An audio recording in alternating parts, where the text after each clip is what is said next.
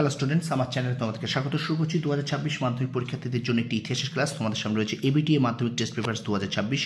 এখান থেকে আমরা কিন্তু আজকে করব তোমাদের শর্ট প্রশ্নের যে সমাধান আমি ভেঙে ভেঙে করাবো এবিটিএ থেকে, ঠিক আছে? তো এখানে যে পেজ নাম্বার 35 আছে ইতিহাস, এটা আমি করিয়ে দিচ্ছি। এখন ডাইরেক্ট কিন্তু 73 পৃষ্ঠায় চলে যাবো আমি, ঠিক আছে? তোমরা একটুখানি দেখে নাও, একটু ওয়েট করো। 73 পৃষ্ঠায় একটু দেখে নাও। 73 পৃষ্ঠা, এই যে তোমাদের আছে না, একটি বাক্যে উত্তর দাও, এই পার্টটা দেখতে পাচ্ছ। একটি বাক্যে উত্তর দেখো, ভারতের নিম্নবর্গ ইতিহাস চর্চার জনক কাকে বলা হয়, ভারতের কোন শহরকে সংস্কৃতির শহর বলে, হিন্দু কলেজ কত সালে প্রতিষ্ঠিত হয়, ধরতিয়াবা নামে কে পরিচিত ছিল। এইগুলোকে আমি কিন্তু তোমাদের প্রথম 5টি সেট, অর্থাৎ একটি সেট আমি করেই দিয়েছি, তবু শেষ অর্থাৎ 6টি সেট আমি তোমাদের 5টি সেট এখন আমি তোমাদের সামনে করবো, ঠিক আছে? তো দেখো, প্রথম থেকে শেষ পর্যন্ত ভিডিওটা দেখো, আশা করি তোমাদের অবশ্যই খুব ভালো লাগবে, কারণ আমি কিন্তু এই একটি বাক্যে উত্তর, এই প্রশ্নগুলোকে একটি পার্টে এনেছি, ঠিক আছে? তো আজকে তার প্রথম পর্ব, এইভাবে 2, 3, 4, 5 এরকমভাবে 5টি পর্বে আমরা এই ক্লাসগুলোকে শেষ করে দেবো, ঠিক আছে? তো একটি বাক্যে উত্তর দাও টেস্ট পেপারে তোমাদের 2026 মাধ্যমিক পরীক্ষায় এবিটিএর টেস্ট পেপারে যেগুলো আছে সেগুলো তোমাদের সমাধান করবো। প্রথম যে সেটটা আছে সেটা হলো 73 পৃষ্ঠায়। তোমরা নিশ্চয়ই দেখতে পাবে 73 পৃষ্ঠায় তোমাদের একটি বাক্যে উত্তর দাও, একটি বাক্যে উত্তর দাও। এখানে কী কী প্রশ্ন আছে? 4টি প্রশ্ন, যেটা থাকে 2.1.1 এখানটায়, ঠিক আছে? তো দেখে নাও, ভারতের নিম্নবর্গের ইতিহাস চর্চার জনক কাকে বলা হয়? রঞ্জিত গুহ। পরের প্রশ্ন দেখো, ভারতে কোন শহরকে সংস্কৃতির শহর বলা হয়? কলকাতা। পরের প্রশ্ন, হিন্দু কলেজ কত সালে প্রতিষ্ঠিত হয়? 1817 খ্রিস্টাব্দে। পরের প্রশ্ন, ধরতি আবা নামে কে পরিচিত ছিলেন? বিরসা মুন্ডা, ঠিক আছে? তো এই ছিল তোমাদের, ঠিক আছে, এই ছিল তোমাদের এবিটিএ টেস্ট পেপার থেকে দেখো 73 নম্বর পেজের প্রশ্ন, ঠিক আছে? তো আমি এখানে লিখে দিয়েছি এবিটিএ মাধ্যমিক টেস্ট পেপার 2026। তো এবার চলো আমরা চলে যাই পরের যে পেজটা আছে সেই পেজে, পেজ 114। তোমাদের 114 পেজে 2.1.1 একটি বাক্য উত্তর দাও, সেখানে পাবে এই প্রশ্নগুলোকে। দেখে নাও, কোন দিনটি আন্তর্জাতিক পরিবেশ দিবস রূপে উদযাপন করা হয়? 5 June.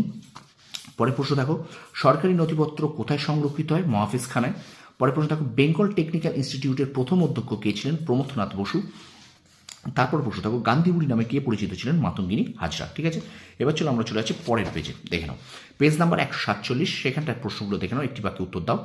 A history of Hindu chemistry গ্রন্থটি কে রচনা করেন? প্রফুল্লচন্দ্র রায়। কোন বছর শ্রীরামপুর মিশন প্রেস প্রতিষ্ঠিত হয়? 1800 খ্রিস্টাব্দে। পরের প্রশ্ন, ফরওয়ার্ড ব্লক কোন বছর প্রতিষ্ঠিত হয়? 1939 খ্রিস্টাব্দে। এবং পরের প্রশ্ন দেখে নাও, ভারতে কার নেতৃত্বে প্রথম মে দিবস পালিত হয়? সিঙ্গারাভেলু চেট্টিয়ার নেতৃত্বে, ঠিক আছে? আচ্ছা, এবারে আমরা চলে যাচ্ছি পরের পেজে, 181 নম্বর পেজ। 181 নম্বর পেজ একটু দেখে নাও, ছৌ কোন রাজ্যের জনপ্রিয় নাচ? পশ্চিমবঙ্গ। আচ্ছা, পরের প্রশ্ন, কলকাতা মাদ্রাসা কবে প্রতিষ্ঠিত হয়? 1781 খ্রিস্টাব্দে 21শে এপ্রিল। পরের প্রশ্ন, মেদিনীপুরের লক্ষ্মীবাই কাকে বলা হয়? রানী শিরোমণিকে। পরের প্রশ্ন দেখো, লক এর পুরো কথা কি? লাইন অফ কন্ট্রোল, ঠিক আছে? এবার আমরা চলে যাব পরের পেজ হলো আজকের 207 নম্বর পেজটা। আজকে এখানে পর্ব 1 শেষ করব, ঠিক আছে? তো 207 নম্বর পেজে একটি বাক্য উত্তর কী কী আছে দেখে নিই। বঙ্গভাষা প্রকাশিকা সভার প্রথম সভাপতি কে ছিলেন? গৌরী শঙ্কর ভট্টাচার্য। পরের প্রশ্ন, কে ন্যাশনাল মিত্র নামে পরিচিত? গিরিশচন্দ্র ঘোষ। পরের প্রশ্ন, কোন পত্রিকায় প্রথম আধুনিক ভারতীয় ব্যঙ্গচিত্র প্রকাশিত হয়েছিল? বসন্তক পত্রিকায়।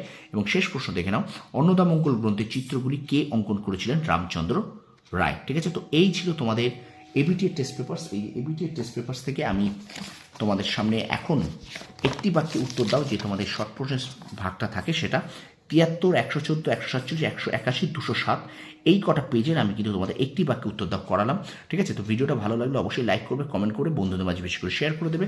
আর আমার চ্যানেল যদি নতুন হয়ে থাকে অবশ্যই চ্যানেল সাবস্ক্রাইব করো, পাশে থাকা বেল আইকন প্রেস করে রাখো।